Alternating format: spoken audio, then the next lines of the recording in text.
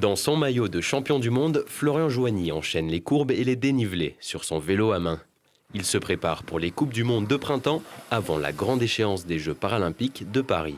Sur mes données personnelles, la forme est bonne. Après, va falloir voir avec la concurrence. Les dernières courses pour moi, c'était championnat du monde, championnat d'Europe l'an dernier au mois d'août. Donc il y a eu une grande période de prépa sans course. Donc c'est un petit peu l'inconnu, on va voir. Florian partage sa vie et ses entraînements avec Anaïs Vincent, paralysée des membres inférieurs suite à une chute en escalade en 2021.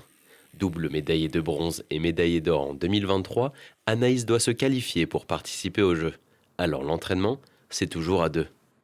C'est vraiment un vecteur pour se motiver quand il fait froid, quand il y a des mauvaises conditions. L'autre y va, donc on y va aussi. Et puis ça tire, il va quand même un peu plus vite. Donc c'est tout de même de l'accrocher ou de rouler dans ses roues. Non, c'est intéressant et c'est important, ouais.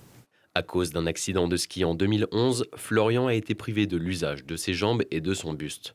Leur persévérance impressionne leurs voisins qui les admirent au bord du chemin.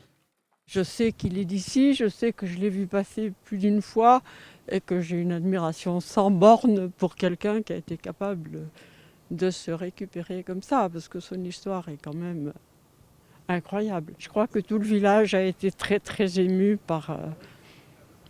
Elle a admiré beaucoup et continue à le faire.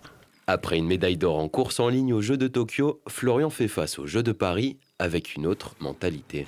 En 2021 à Tokyo, déjà l'objectif de la saison c'était de me qualifier pour les Jeux. Et puis après j'étais un outsider. Aujourd'hui je suis plutôt vu comme favori, donc on va dire que j'ai plus d'ambition.